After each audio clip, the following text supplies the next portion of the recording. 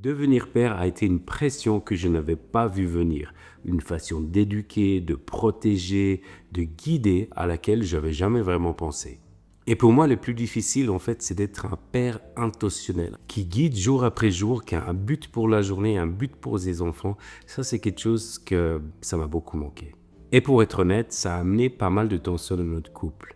Je pensais que juste de ne pas prendre de décision, de ne pas faire de discipline, ça me permettait d'être, dans une certaine façon, le papa cool, le papa sympa.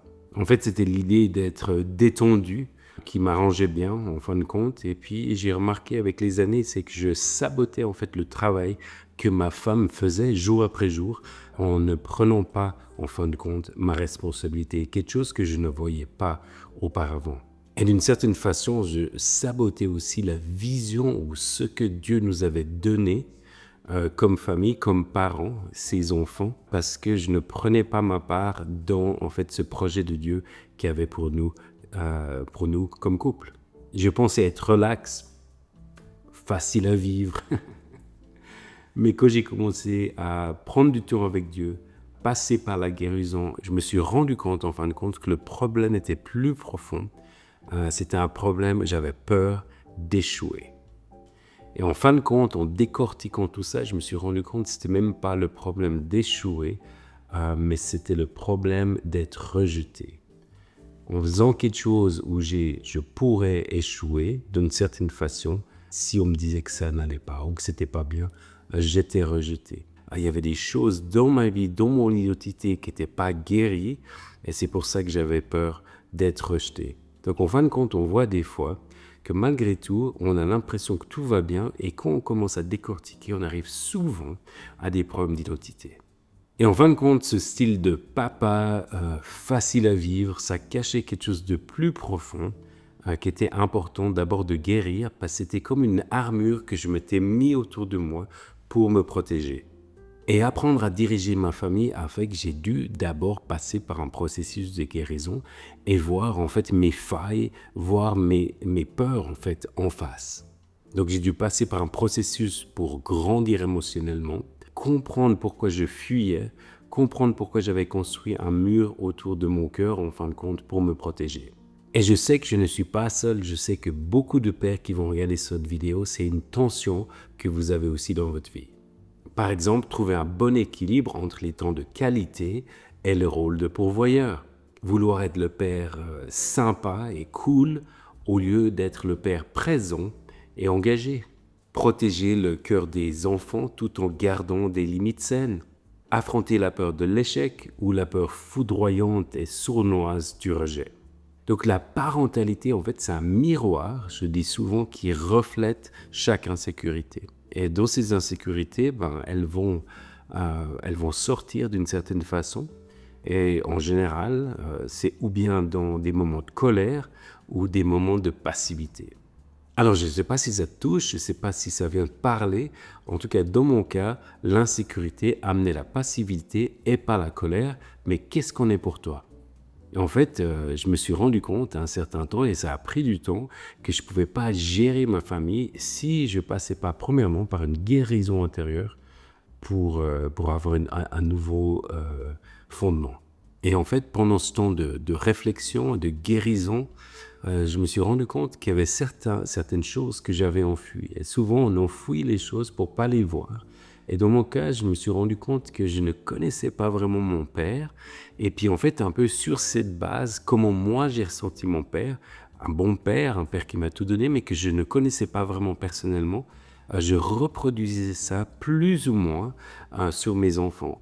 Peut-être un petit peu différemment, j'étais le papa cool et tout, mais j'avais de la difficulté en fait à rentrer en relation profonde, émotionnelle avec mes enfants.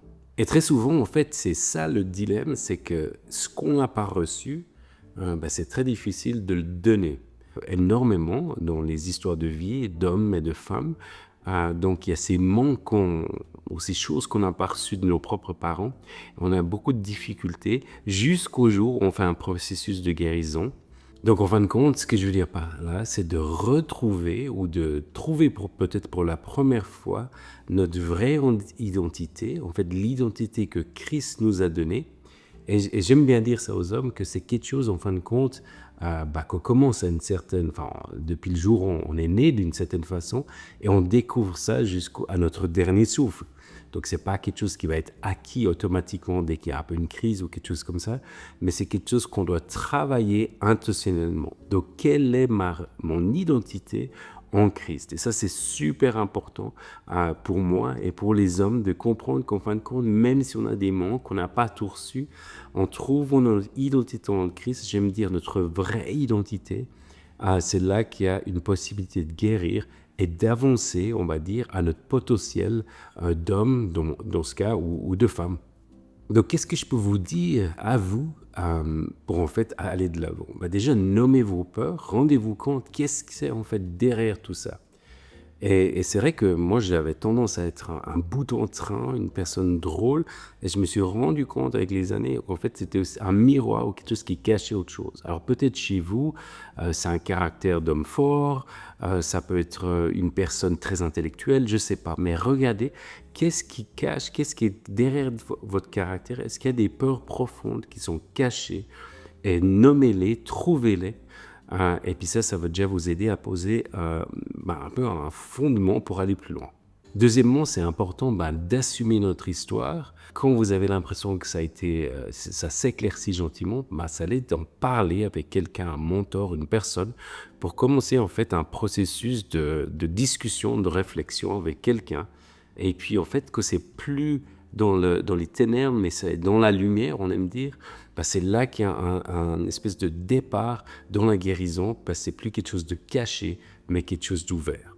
Ce qui m'a aussi beaucoup aidé, c'est de savoir que ma femme, c'est mon allié, c'est mon partenaire, et c'est pas quelqu'un qui est ici pour me mettre en prison. Avant que j'ai eu accès à cette guérison, c'est vrai que souvent j'avais l'impression que, parce qu'en fait c'est elle moi j'avais le bon rôle, elle avait le mauvais rôle, mais chaque fois qu'elle disait quelque chose, je me sentais agressé, comme si elle me mettait dans une prison. Donc de comprendre que c'est mon allié, qu'on est dans une mission ensemble, ça c'est quelque chose qui est super important, en tout cas pour moi, et j'imagine que ça peut vous aider aussi. Et dernièrement, pour être un père qui construit au lieu de réagir, parce que souvent moi je me trouvais un peu comme un bateau qui était bougé avec le vent de droite à gauche, en fait c'est de prendre des moments de tête à tête intentionnels avec nos enfants. Donc comme homme, on n'a pas été appelé à rester en retrait. Et ça, c'est quelque chose qui serait rentré dans l'oreille et sorti de l'autre il y a quelques années. Mais maintenant, je me rends compte vraiment que ce plan de Dieu, il est bon pour le cœur des hommes. Ce plan de Dieu d'avoir un miroir, déjà le miroir de la femme, le miroir de nos enfants, qui en fait nous, je veux dire force, mais c'est une bonne force, à grandir, à évoluer, puis aussi d'avoir un but, c'est en fait extraordinaire pour le cœur de l'homme. Et ce qui est génial, c'est que quand on prend en sérieux cette mission, on grandit dans notre identité. Et quand on grandit dans notre identité, on grandit aussi, ça devient plus facile de gérer cette mission. Donc pour moi, c'était important de comprendre que la mission, elle est bonne pour mon cœur, elle est bonne pour le cœur de l'homme. Et c'est un miroir qui me fait avancer. Et ça a été vraiment une chose décisive pour en fait mourir à mon ego. Et j'ai remarqué que souvent ma vie, c'était autour de moi. Qu'est-ce que je peux faire pour que ce soit le plus facile pour moi? Évidemment, ça ne sortait pas comme ça se voyait pas forcément comme ça. Mais tout au fond, je crois que je ne prenais pas la responsabilité parce que j'étais en fait égoïste. Alors voilà, c'est mon histoire. J'imagine que vous avez compris. Un peu une histoire où j'avais peur de décortiquer, peur de voir qui j'étais. Donc je vous encourage cette semaine à prendre du temps avec le Saint-Esprit pour qu'il puisse vous révéler s'il y a peut-être des blocages, des choses à décortiquer, comme dans mon histoire. Et souvent, on ne les voit même pas, on ne les voit plus, simplement parce qu'on a peur, on ne veut pas les voir, ou on ne prend jamais le temps pour se poser. Donc je vous encourage, à la semaine prochaine. Salut!